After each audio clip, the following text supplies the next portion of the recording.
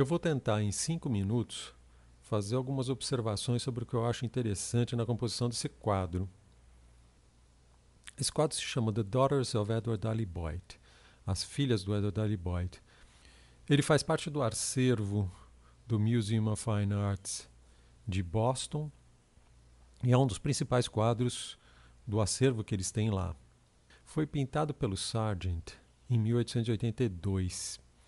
O Sargent ficou famoso principalmente pelos seus retratos e pela habilidade técnica enorme que ele tinha. Apesar dele ser um dos pintores mais importantes na história da pintura americana, ele é um pouco negligenciado na história da pintura universal por ele ter seguido a tradição clássica da pintura e não ter feito parte de nenhum movimento de vanguarda que acontecia na época. Voltando ao quadro, ele é um quadro peculiar. Eu acho esse quadro fascinante. Ele foi inspirado pelo quadro Las Meninas, do Velázquez, que o Sargent tinha muita admiração por esse pintor, fez alguns estudos, inclusive, sobre esse trabalho antes dele pintar o quadro dele. Ele misturou dois gêneros de pintura em um: o retrato de grupos de pessoas com a pintura chamada pintura de gênero, onde você tem uma cena com várias pessoas que não são necessariamente o retrato dessas pessoas, são pessoas anônimas, executando alguma atividade, participando de alguma atividade, num bar ou alguma coisa assim. Ele retrata as 4 filhas do Edward Boyd, como diz o título, mas, em vez de colocar as meninas todas juntas, como era na realidade a tradição na época, o Sargent colocou as meninas isoladas, elas estão espalhadas pelo hall de entrada do apartamento da família.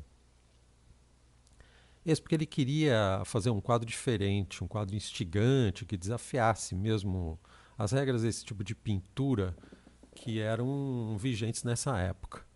Mas ele foi super econômico com os elementos, com os tons e com a paleta de cores que ele usou, né?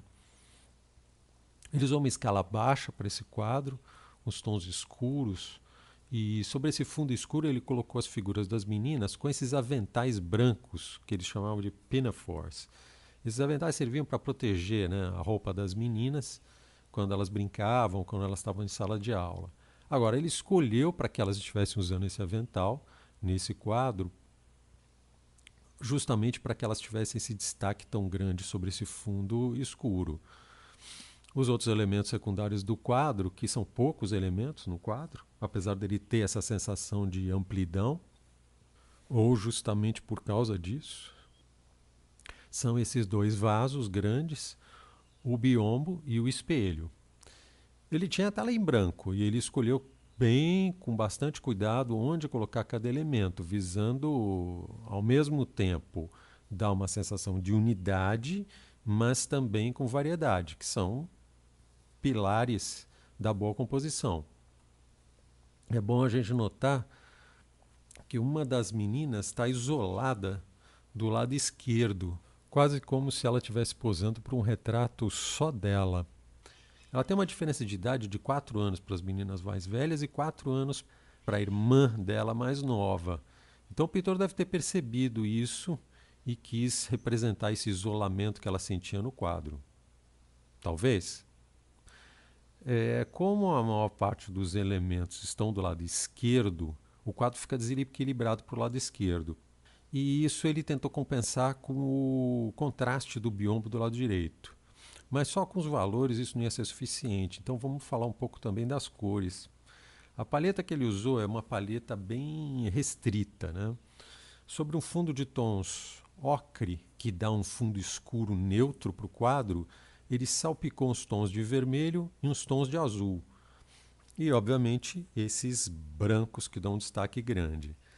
Essas variações de cores próximas fazem com que elas conversem entre elas. Os tons de azul remetam uns aos outros e os tons de vermelho remetam uns aos outros, que dá uma vibração interessante para o quadro. E o contraste entre o vermelho do biombo e o azul do vaso, à direita, serve agora sim para equilibrar os elementos do lado esquerdo.